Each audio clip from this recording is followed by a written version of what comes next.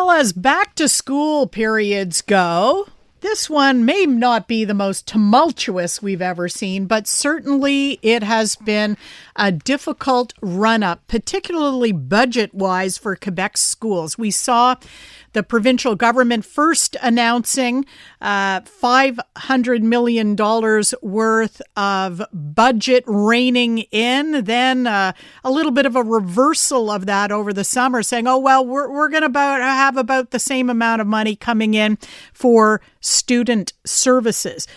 All of this meant, though, that school boards and school services centers on the French side were left in, I guess, not knowing where to turn in terms of budget planning. Joining us now is Joe Ortona, chair of the English Montreal School Board and president of the Quebec English School Board Association, and we hope to ask him some questions about how the English sector is dealing with the back and forth on budget and what that means for the kids. Joe Ortona, thank you for joining us on the Elias Macco Show. Hi, good morning. Thanks for having me on. Morning. Where are we? Where, for example, is the English Montreal School Board budget-wise? Money taken away, money put back in? Are you even? Are you out? Are you up? Are you down? Oh, it's very evident that the money is less. That was announced back in June. The government was cutting $570 million across the network, the entire education network. While it's true that they then said that they were going to reinvest up to $540 million back into education, that came with many strings attached.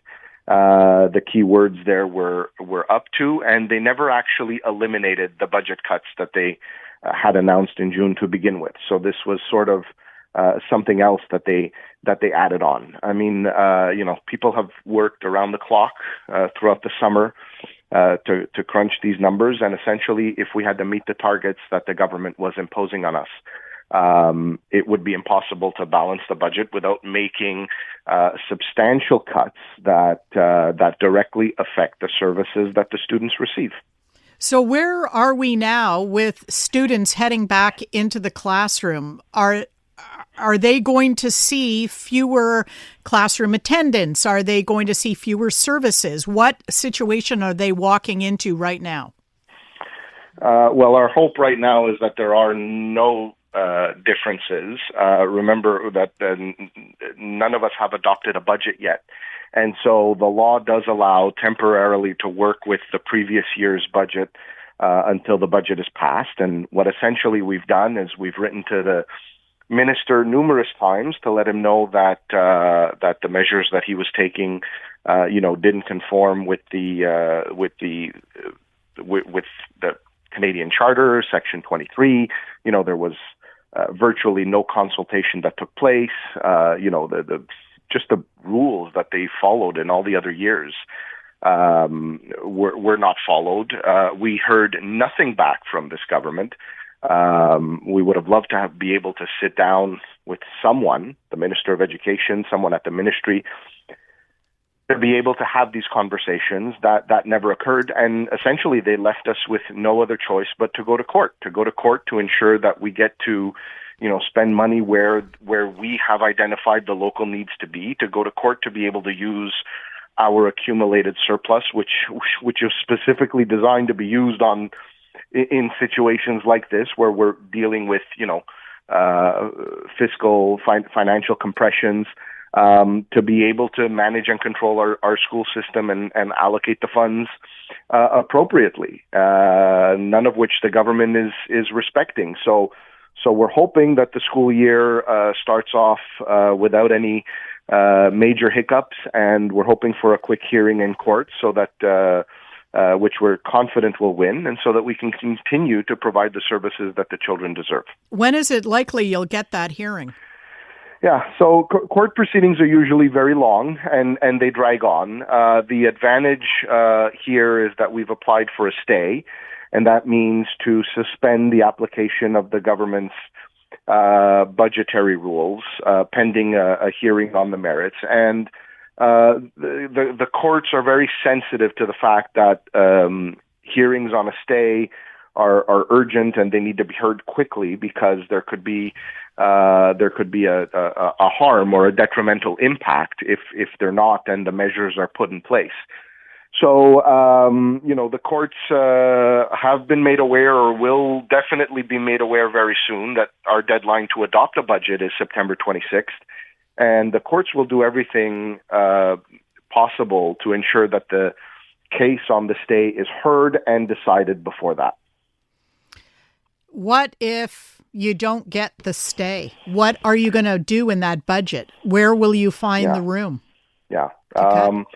Well, part of the reason why we're in court is because we don't want to face this situation. Everybody that is involved in education, I didn't get elected to slash services to kids. I got elected to be able to provide services to children and maintain those quality services and in fact improve on them and increase the services where possible and to continue to work on the high success rate that we have and to continue to defend the English-speaking community and our right to manage and control our schools, which is constitutionally protected.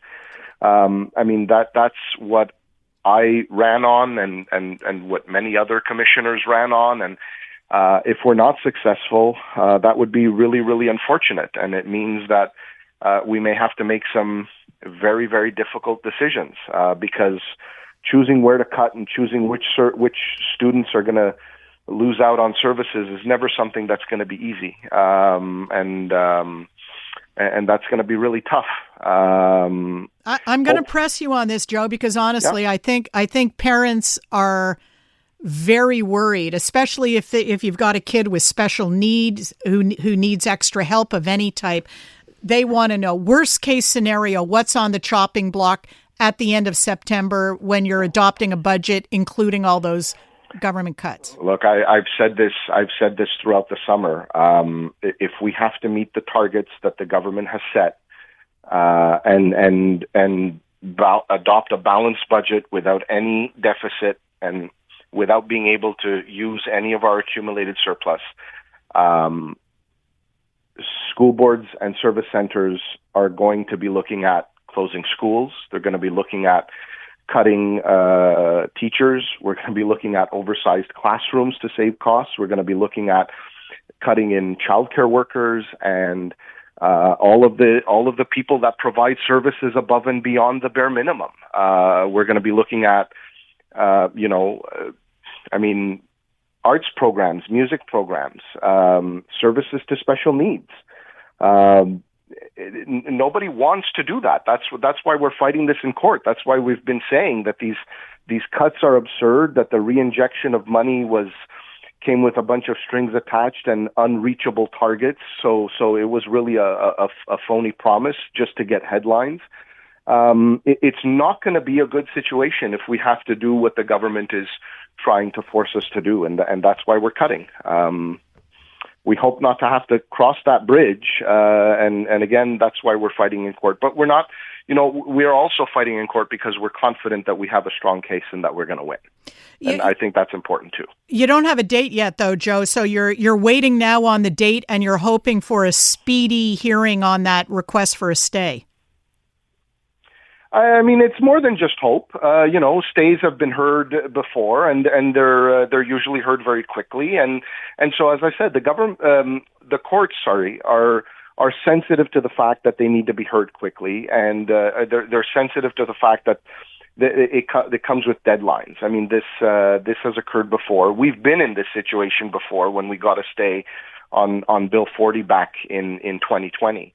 So there's no reason to suggest that this will not be heard and decided by September 26th.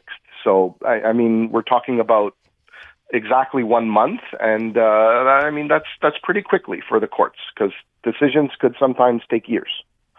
Joe Ortona is chair of the English Montreal School Board and president of the Quebec English School Board Association. Thanks very much for your time. I appreciate the update. Thank you.